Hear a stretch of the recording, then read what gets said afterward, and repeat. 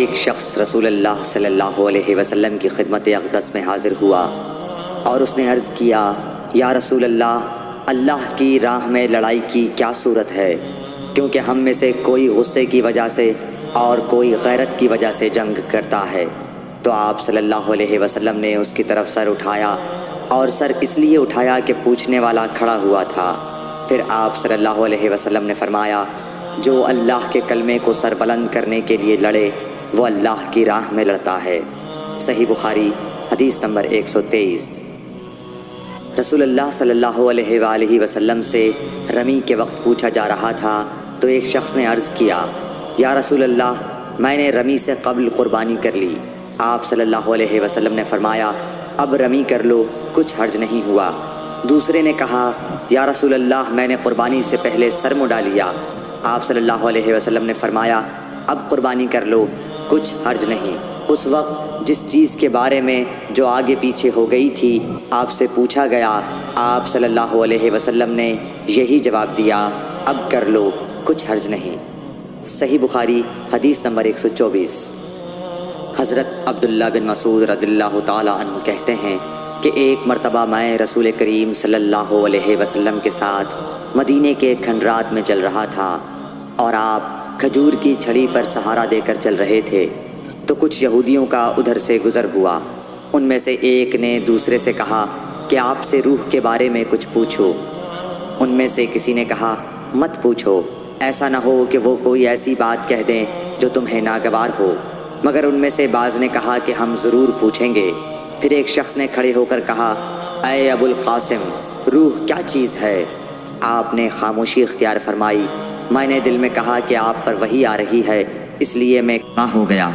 جب آپ صلی اللہ علیہ وسلم سے وہ کیفیت دور ہو گئی تو آپ صلی اللہ علیہ وسلم نے قرآن کی یہ آیت جو اس وقت نازل ہوئی تھی تلاوت فرمائی، اے نبی، تم سے یہ لوگ روح کے بارے میں پوچھ رہے ہیں، کہہ دو کہ روح میرے رب کے حکم سے ہے، اور تمہیں علم کا بہت تھوڑا حصہ دیا گیا ہے، اس لیے تم روح کی حقیقت نہیں سمجھ سکتے۔ صحیح بخاری حدیث نمبر 125۔ رسول اللہ صلی اللہ علیہ وآلہ وسلم نے ارشاد فرمایا کہ اے عائشہ، اگر تیری قوم دور جاہلیت کے ساتھ قریب نہ ہوتی بلکہ پرانی ہو گئی ہوتی، ابن زبیر نے کہا یعنی زمانہ کفر کے ساتھ قریب نہ ہوتی، تو میں کعبے کو توڑ دیتا اور اس کے لیے 2 دروازے بنا دیتا، ایک دروازے سے لوگ داخل ہوتے اور دوسرے دروازے سے باہر نکلتے۔ صحیح بخاری حدیث نمبر 126۔ حضرت علی رضی اللہ عنہ کا ارشاد ہے کہ لوگوں سے وہ باتیں کرو جنہیں وہ پہچانتے ہوں۔ کیا تمہیں یہ پسند ہے کہ لوگ اللہ اور اس کے رسول کو جھٹلا دیں؟ صحیح بخاری حدیث نمبر 127۔ ایک مرتبہ حضرت معاذ بن جبل رسول اللہ صلی اللہ علیہ وسلم کے پیچھے سواری پر سوار تھے۔ آپ نے فرمایا، اے معاذ، میں نے عرض کیا، حاضر ہوں یا رسول اللہ۔ آپ صلی اللہ علیہ وسلم نے دوبارہ فرمایا، اے معاذ، میں نے عرض کیا، حاضر ہوں اے اللہ کے رسول۔ آپ صلی اللہ علیہ وسلم نے 12 فرمایا، اے معاذ، میں نے عرض کیا، حاضر ہوں اے اللہ کے رسول۔ 3 بار ایسا ہوا۔ اس کے بعد آپ صلی اللہ علیہ وسلم نے فرمایا کہ جو شخص سچے دل سے اس بات کی گواہی دے کہ اللہ کے سوا کوئی معبود نہیں ہے اور محمد صلی اللہ علیہ وسلم اللہ کے سچے رسول ہیں، اللہ تعالیٰ اس کو دوزخ کی آگ پر حرام کر دیتا ہے۔ میں نے کہا، یا رسول اللہ، کیا اس بات سے لوگوں کو باخبر نہ کر دوں تاکہ وہ خوش ہو جائیں؟ آپ صلی اللہ علیہ وسلم نے فرمایا، اگر تم یہ خبر سناؤ گے تو لوگ اس پر بھروسہ کر بیٹھیں گے اور عمل چھوڑ دیں گے۔ صحیح بخاری حدیث نمبر 128۔ رسول کریم صلی اللہ علیہ وسلم نے ایک روز معاذ رضی اللہ عنہ سے فرمایا کہ جو شخص اللہ سے اس کیفیت کے ساتھ ملاقات کرے کہ اس نے اللہ کے ساتھ کسی کو شریک نہ کیا ہو، وہ یقیناً جنت میں داخل ہوگا۔ معاذ بولے، یا رسول اللہ، کیا میں اس بات کی لوگوں کو بشارت نہ سنا دوں؟ آپ صلی اللہ علیہ وسلم نے فرمایا، نہیں، مجھے خوف ہے کہ لوگ اس پر بھروسہ کر بیٹھیں گے۔ صحیح بخاری حدیث نمبر 129۔ ام سلیم نامی ایک عورت رسول کریم صلی اللہ علیہ وسلم کی خدمت اقدس میں حاضر ہوئیں اور عرض کیا کہ یا رسول اللہ تعالی حق بات بیان کرنے سے نہیں شرماتا، اس لیے میں پوچھتی ہوں کہ کیا احتلام سے عورت پر بھی غسل ضروری ہے؟ آپ صلی اللہ علیہ وسلم نے فرمایا کہ ہاں، جب عورت پانی دیکھ لے یعنی کپڑے وغیرہ پر منی کا اثر معلوم ہو۔ تو یہ سن کر حضرت ام سلمہ رضی اللہ عنہا نے شرم کی وجہ سے اپنا چہرہ چھپا لیا اور کہا یا رسول اللہ، کیا عورت کو بھی احتلام ہوتا ہے؟ آپ نے فرمایا ہاں، تیرے ہاتھ خاک آلود ہوں، پھر کیوں اس کا بچہ اس کی صورت کے مشابہ ہوتا ہے؟ یعنی یہی اس کے احتلام کا ثبوت ہے۔ صحیح بخاری حدیث نمبر 130۔ رسول اللہ صلی اللہ علیہ وسلم نے ایک مرتبہ فرمایا کہ درختوں میں سے ایک درخت ایسا ہے جس کے پتے کبھی نہیں جھڑتے، اور اس کی مثال مسلمان جیسی ہے، مجھے بتلاؤ وہ کیا درخت ہے؟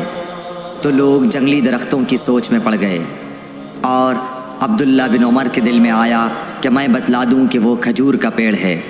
عبداللہ کہتے ہیں کہ پھر مجھے شرم آ گئی اور میں چپ ہی رہا۔ تب لوگوں نے عرض کیا یا رسول اللہ، آپ ہی خود اس کے بارے میں بتلائیے۔ آپ نے فرمایا وہ کھجور ہے۔ عبداللہ کہتے ہیں کہ میرے جی میں جو بات تھی وہ اپنے والد حضرت عمر رضی اللہ عنہ کو بتلائی۔ وہ کہنے لگے کہ اگر تو اس وقت کہہ دیتا تو میرے لیے ایسے قیمتی سرمایے سے زیادہ محبوب ہوتا۔ صحیح بخاری حدیث نمبر 131۔